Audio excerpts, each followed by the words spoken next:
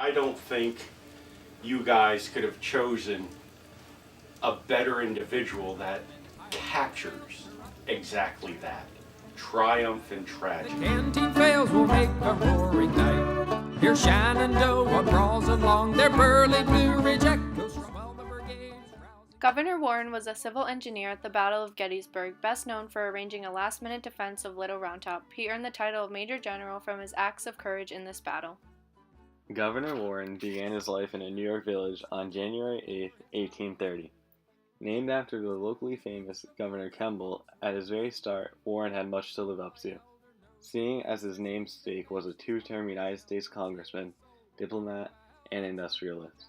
However, it did not take long, for at the age of 16, Warren was attending West Point and graduated second in his class of 45 men at the age of 20 years old.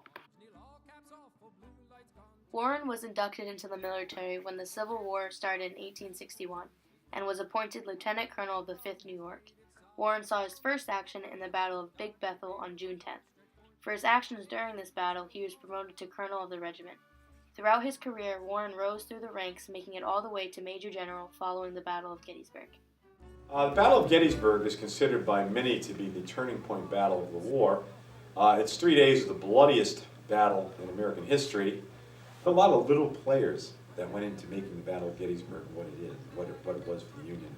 It's a fascinating battle. Probably more has been written about that than any other battle in American history.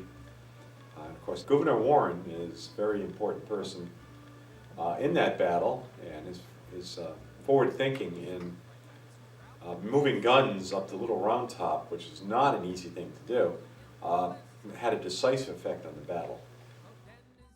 Warren's most notable accomplishment was the defense of Little Round Top. He noticed there were a few soldiers covering this hill, and on his own accord sent soldiers to occupy it. These men were ready to fight just minutes before Confederates attempted to ambush the hill. This quick decision helped the Union hold their ground and win the battle, resulting in a large turning point in the Civil War. Little Round Top is a rocky hill, I would say in the center of the Gettysburg battlefield. It's probably over more toward the eastern end. But he saw that as a key position. And today we think engineers is the guys who build bridges and things. They do that. But one big part of their training in the 19th century was analyzing the ground and its strategic or tactical purposes. So he realized this was going to be a key element in the defense. So with great difficulty, he had an artillery battery move to the top of the hill. He changed not only the course of the Battle of Gettysburg, but if they lost the Battle of Gettysburg, we don't know if Lincoln would even have been reelected. So he actually changed the course of a nation. Following Little Round Top, Union General Philip Sheridan accused Warren of being far too slow in moving his troops. Sheridan, after gaining approval from Ulysses S. Grant, relieved him of command on the spot. Although he was still involved in the military, Warren would not forget the incident and eventually resigned his commission as major in protest to these actions, returning to the Corps of Engineers. Because of personal animosity, he and General Sheridan, his commanding officer at the time, didn't always see eye to eye.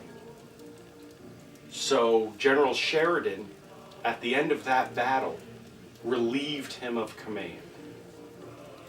He spent 17 years continuing to serve. He served and built railroads in Nebraska Territory. He had an eye for topography, again using his engineering background. His final tour was district commander of engineering district Newport.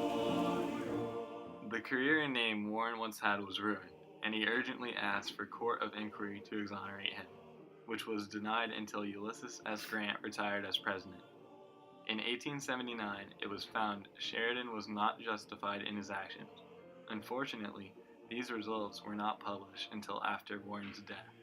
He had died of complications from diabetes on August 8, 1882, and is buried in the Island Cemetery in Newport, Rhode Island.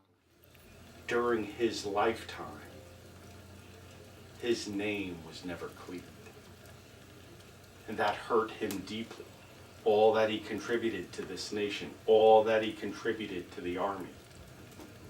He was so angry that upon his death he asked to be buried in civilian clothes without any military honors that he had certainly earned as a hero of one of the nation's most important battles. No matter how much Governor K. Warren had done for our country, he could not escape the false accusations placed upon him from a resentful comrade, a prime example of triumph and tragedy in the history of this nation. One of the greatest heroes this nation has known. Cars drive by it every day. People walk by it every day. And most do not understand that there lies someone who changed the course of the nation.